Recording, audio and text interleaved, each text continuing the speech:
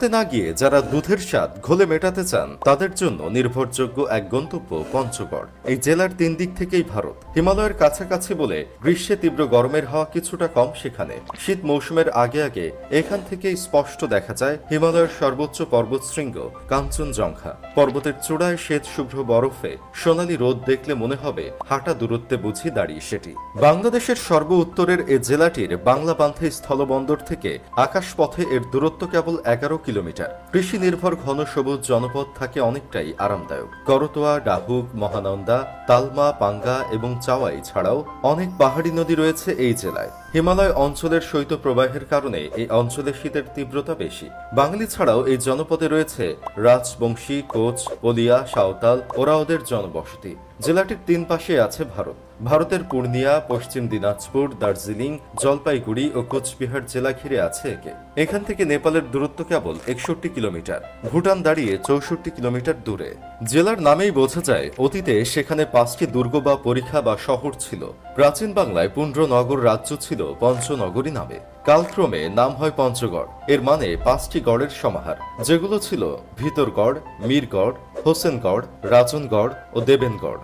জেলা শহর থেকে কিলোমিটার দূরে ভিতরগড় ছিল বাংলাদেশের সর্ববৃহৎ দুর্গনগরী। প্রায় 12 বর্গমাইল এলাকা জুড়ে এর অবস্থান। মীরগড়ের কিছু এলাকা বর্তমানে ভারত সীমান্তে পড়েছে। এর অবশিষ্ট অংশ এবং রাজনগড় ও দেবেনগড় আজ বিলুপ্তপ্রায়। খ্রিস্টীয় 2য় ও 3য় শতকের মধ্যে রাজা শালিবাহন, রাজা পৃথু এবং রাজা জল্লেশ শালবাহন ও ভিতরগড় এলাকায় সমৃদ্ধ জনপদ গড়ে তুলেছিলেন। মৌর্য, গুপ্ত ও পাল রাজবংশ এই অঞ্চল শাসন করে। মধ্যযুগের শুরুতে প্রথম তুর্কি সেনাপতি ইখতিয়ার উদ্দিন মোহাম্মদ বিন বখতিয়ার খিলজি তিব্বত অভিযানের এক পর্যায়ে পঞ্চগড় এসেছিলেন। 16 শতকে কুচবিহার রাজ্য গঠিত হওয়ার পর থেকে 1947 সাল পর্যন্ত পঞ্চগড় কোচ রাজারাই শাসন করেছে। ব্রিটিশ শাসকদের সঙ্গে অধীনতামূলক মিত্রতার বন্ধনে আবদ্ধ ছিলেন তারা, ফলে ব্রিটিশদের দ্বারা শোষিত হতে হয়নি এই অঞ্চলের মানুষদের। 1947 সালে ভারত ভাগে পঞ্চগড় থানাটি দিনাজপুর জেলার ঠাকুরগাঁও মহকুমার অন্তর্ভুক্ত হয়।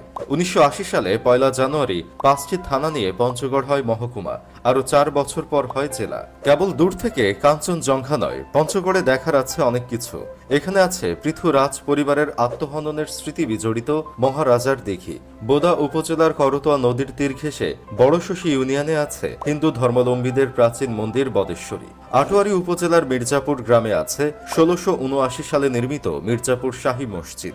ঢাকা হাইকোর্ট প্রাঙ্গণে অবস্থিত মসজিদের সঙ্গে মিল আছে এর নির্মাণ শৈলীর। মুঘল নির্মাণ শৈলীর নিপুণতা ও কারুকার্যের জন্য দর্শনার্থীদের আকৃষ্ট করে স্থাপনাটি।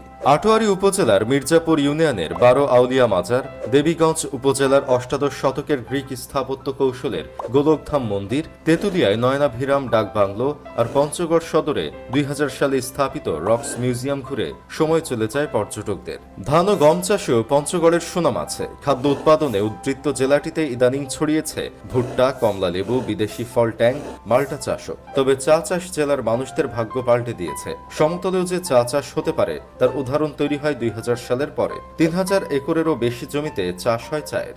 জেলায় 5টি চা কারখানা আছে। এখানকার অর্গানিক চা ইউরোপ, আমেরিকা সহ মধ্যপ্রাচ্যের বিভিন্ন দেশেও রপ্তানি হয়। প্রাচীন ও সুলতানি আমলে বহু বিখ্যাত মানুষের নামের সঙ্গে জড়িয়ে আছে এই জেলা।